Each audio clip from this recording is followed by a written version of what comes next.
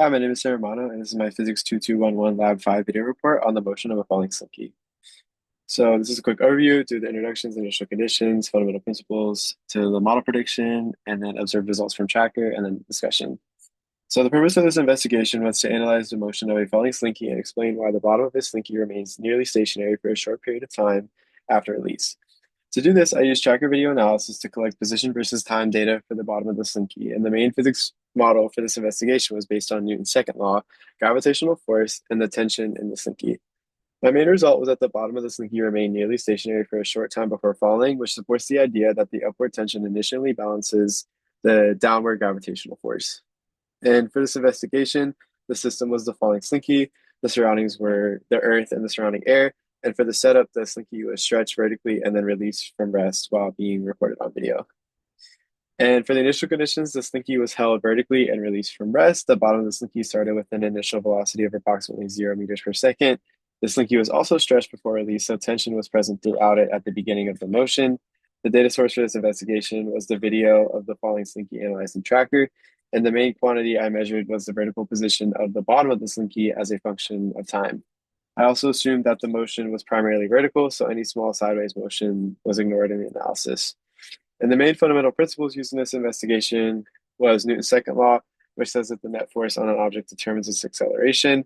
And for the bottom of the slinky, the two most important forces are the gravitational force and the tension force. Gravity pulls the bottom downward, while the stretched slinky pulls upward through tension. So the net force on the bottom of the combination of these two factors is the net force. So the physical explanation for the delayed motion is that at first, the upward tension is approximately equal to the downward weight.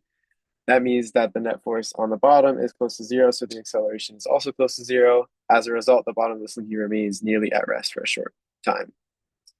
And based on the model, I predicted that the bottom of the slinky would not immediately begin falling after release. Before release, the bottom is supported by the upward tension from the stretched coils. And then immediately after release, the bottom should remain nearly stationary because the tension is still approximately balancing gravity. And that means that the net force and acceleration of the bottom are initially close to zero. However, the change in tension travels downward through the slinky, the force balance changes. And at that point, the bottom begins to fall. So the predicted position versus time graph that I made shows a nearly flat region at first, followed by a downward drop. And then the observed results, the tracker data showed that the bottom of the slinky remained nearly stationary for a short time after release. And then after the initial interval, the position began decreasing as the bottom started to fall. So the overall trend in the observed data matched the predicted from the model. And there was also small fluctuations in the graph, which are likely due to real world effects and uncertainty in the tracking process. And when comparing the model to the observed data, both showed the same main behavior, delayed motion at the bottom of the slinky. And this supports the idea that the bottom does not fall immediately because the upward tension initially balances the downward gravitational force, as mentioned earlier. And the biggest difference is that the observed data has more fluctuations than the model, which makes sense because the model was idealized and was drawn, while the slinky can be wobbly and slightly behave less perfectly than a simplified force balance model. So overall, the experiment results agreed with the main physics prediction. Some possible sources of error in the investigation came from the video, the motion of the slinky, and tracking the process. One possible source of error was the camera angle, frame rate, and image clarity, which is all like video limitations. And another possible source of error was non-vertical motion, and the slinky could have wobbled and moved slightly sideways, even through the analysis treated the motion primarily vertical. The third possible source of error was tracker uncertainty. The tracking point might not have been placed in the exact same spot on the bottom of the slinky in every frame, and these effects could explain some of the small fluctuations in the observed data. And to answer the first further question is, what if a small mass were attached to the bottom of the slinky? The bottom could still remain nearly stationary at first if the upward tension were enough to balance the added weight. However, if the added mass made downward force too large, then the bottom would begin falling sooner.